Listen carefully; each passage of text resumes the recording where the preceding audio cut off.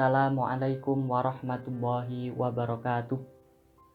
Alhamdulillahirabbil alamin wa bihi nasta'in wa ala umurid dunya waddin. Wassalatu wassalamu ala asrafil anbiya'i wal mursalin sayyidina wa maulana Muhammadin wa ala alihi wa sahbihi ajmain, amma ba'du. Pertama-tama marilah kita panjatkan puji syukur kita kehadirat Allah Subhanahu wa Ta'ala yang telah melimpahkan banyak kenikmatan, hidayah dan inayah kepada kita sehingga kita bisa menjalankan hari-hari dengan sehat walafiat. Yang kedua kalinya, sholawat serta salam selalu tercurahkan kepada junjungan kita Nabi Agung Muhammad Sallallahu Alaihi Wasallam yang senantiasa kita nantikan syafaatnya besok pada hari Yaumul Qiyamah. Saya akan sedikit menjelaskan tentang Pancasila dalam perspektif agama Islam. Sebelumnya, kita akan membahas apa itu Pancasila. Pancasila berasal dari dua kata, yaitu panca dan sila. Panca yang berarti 5 dan sila berarti sendi atau dasar. Dengan demikian, Pancasila merupakan 5 dasar yang berisi pedoman atau aturan tingkah laku yang penting dan baik. Pancasila adalah dasar falsafah Indonesia. Berdasarkan pengertian itu, dapat disimpulkan bahwa Pancasila pada hakikatnya merupakan dasar falsafah dan ideologi negara yang diharapkan menjadi pandangan hidup bangsa Indonesia sebagai dasar pemersatu, lambang persatuan dan kesatuan, serta sebagai pertahanan bangsa dan negara. Baik, kita masuk pada sila-sila. Pancasila dalam perspektif agama Islam, sila pertama yaitu ketuhanan yang Maha Esa. Sila pertama sesuai dengan Al-Quran surah Al-Ikhlas ayat 1 yang berbunyi A'udzubillahi minasyaitonirrajim Bismillahirrahmanirrahim Qul huwallahu ahad, yang artinya katakanlah dialah Allah yang Maha Esa. Tujuan utama kehadiran Al-Quran adalah memperkenalkan Allah dan mengajak manusia untuk mengesahkannya serta patuh kepadanya. Kata Qul artinya katakanlah, membuktikan bahwa Nabi Muhammad menyampaikan segala sesuatu yang diterimanya dari ayat-ayat Al-Quran yang disampaikan oleh malaikat Jibril alaihissalam. Kata huwa bisa diterjemahkan dia. Kata ini bila digunakan dalam redaksi semacam bunyi ayat pertama ini, maka ia berfungsi untuk menunjukkan betapa penting kandungan redaksi berikutnya, yakni Allahu Ahad. Kata Allah adalah nama bagi suatu wujud mutlak yang berhak disembah, pencipta, pemelihara, dan pengatur seluruh jagat raya. Kata ahad yang berarti esa terambil dari akar kata wahdah, seperti juga kata berfungsi sebagai nama dan juga bisa berfungsi sebagai sifat bagi sesuatu.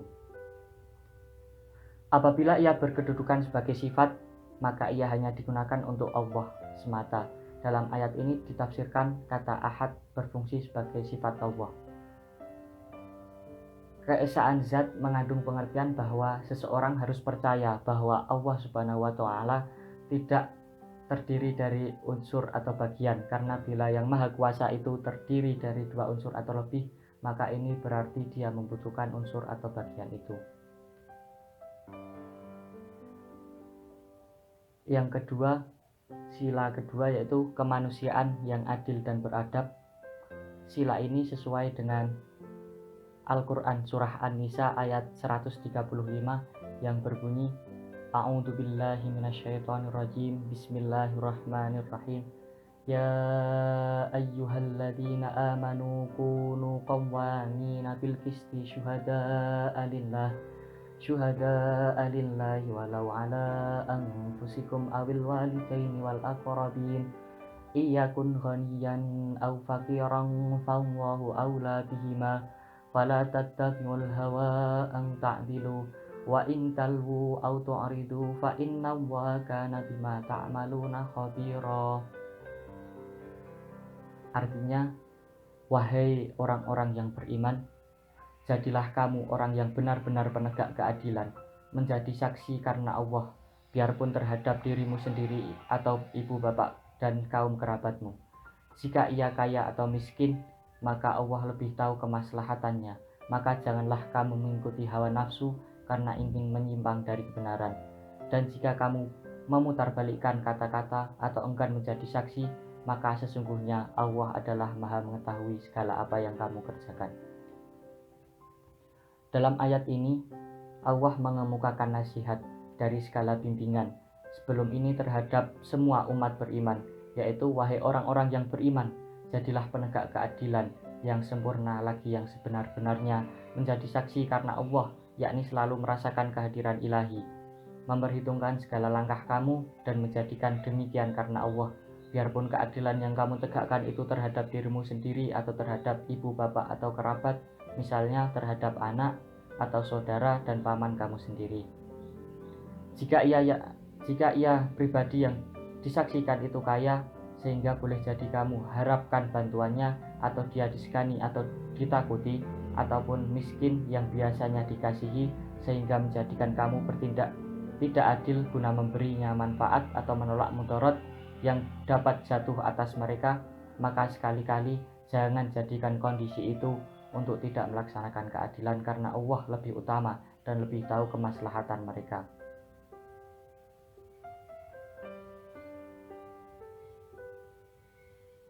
Yang ketiga, sila ketiga yaitu persatuan Indonesia sesuai dengan Quran surah Al-Hujurat ayat 10 yang berbunyi, A'udzubillahi minasyaitonirrajim, Bismillahirrahmanirrahim, Innamal mu'minuna ikhwatung fa aslihu baina akhawaikum wattaqullaha la'allakum turhamun. Artinya, orang-orang beriman itu sesungguhnya bersaudara, sebab itu damaikanlah, perbaikilah antara kesaudaraanmu itu, dan takutlah terhadap Allah supaya kamu mendapat rahmat. Ayat ini menjelaskan alasan perlunya mendamaikan antara dua kelompok yang beriman. Perlu dilakukan dan islah perlu ditegakkan, karena sesungguhnya orang-orang mukmin yang mantap imannya serta dihimpun oleh keimanan, kendati tidak seketurunan, adalah bagaikan bersaudara keseketurunan. Dengan demikian, mereka memiliki keterkaitan bersama dalam iman dan juga keterkaitan bagaikan seketurunan. Karena itu, wahai orang-orang yang beriman yang tidak terlibat langsung dalam pertikaian antara kelompok-kelompok, damaikanlah walau pertikaian itu hanya terjadi antara kedua saudaramu. Yang keempat, sila keempat yaitu kerakyatan yang dipimpin oleh hikmat kebijaksanaan dalam permusyawaratan perwakilan sesuai dengan Quran surah Asy-Syura yang berbunyi, A'udzubillahi minasyaitonirrajim, Bismillahirrahmanirrahim, walladzina stajabu lirabbihim wa aqamus sholata wa'murhum syura bainahum wa mimma razaqnahum yunfiqun. Artinya, dan bagi orang-orang yang menerima mematuhi seruan Tuhannya dan mendirikan sholat, sedang urusan mereka diputuskan dengan musyawarah antara mereka, dan mereka menafkahkan sebagian dari rizki yang kami berikan kepada mereka. Ayat ini mengemukakan apa yang selalu menghiasi diri mereka. Ayat di atas bagikan menyatakan dan kenikmatan itu abadi. Disiapkan juga bagi orang-orang yang benar-benar memenuhi seruan Tuhan mereka dan mereka melaksanakan sholat secara berkesinambungan dan sempurna. Yang terakhir, yang kelima, sila kelima yaitu keadilan sosial bagi seluruh rakyat Indonesia. Sesuai dengan Al-Quran surah An-Nahl ayat 90 yang berbunyi, Innallaha ya'muru bil 'adli wal ihsan wa ita'i dzil qurba wa yanha 'anil fahsya'i wal munkar wal baghi ya'idukum la'allakum tadhakkarun, yang artinya sesungguhnya Allah menyuruh kamu berlaku adil dan berbuat kebajikan, memberi kepada kaum kerabat, dan Allah melarang perbuatan keji, kemungkaran dan permusuhan. Dia memberi pengajaran kepadamu agar kamu dapat mengambil pelajaran. Ayat ini dinilai oleh pakar sebagai ayat yang paling sempurna dalam penjelasan segala aspek kebaikan dan keburukan.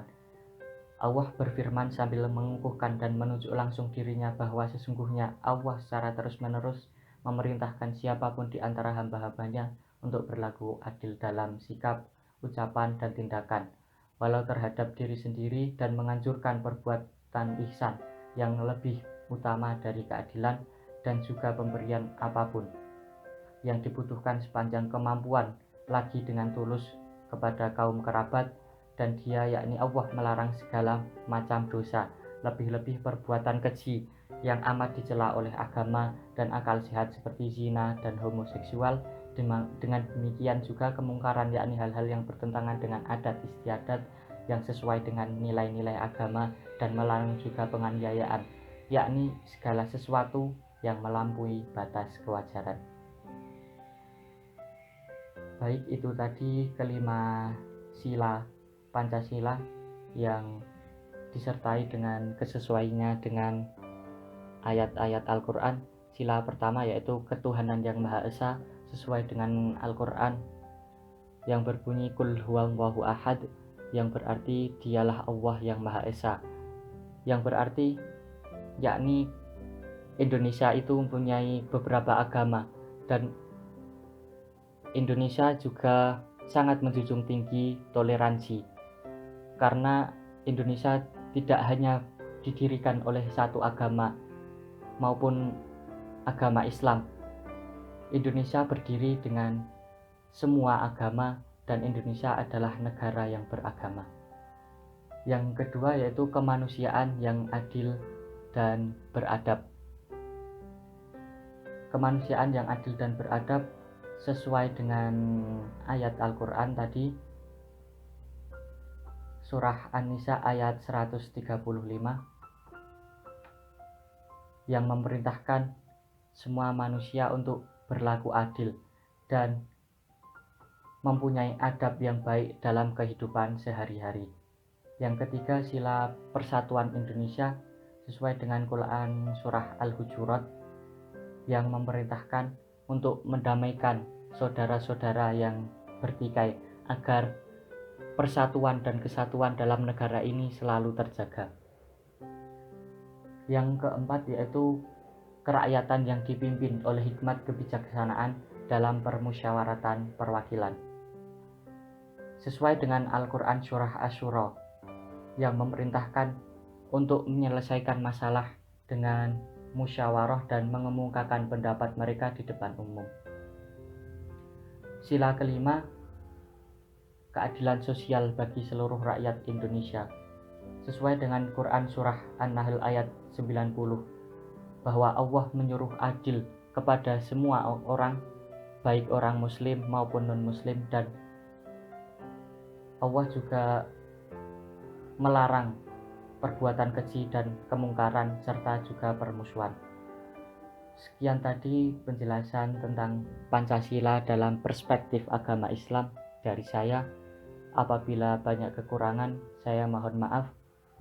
Saya akhiri. Wassalamualaikum warahmatullahi wabarakatuh.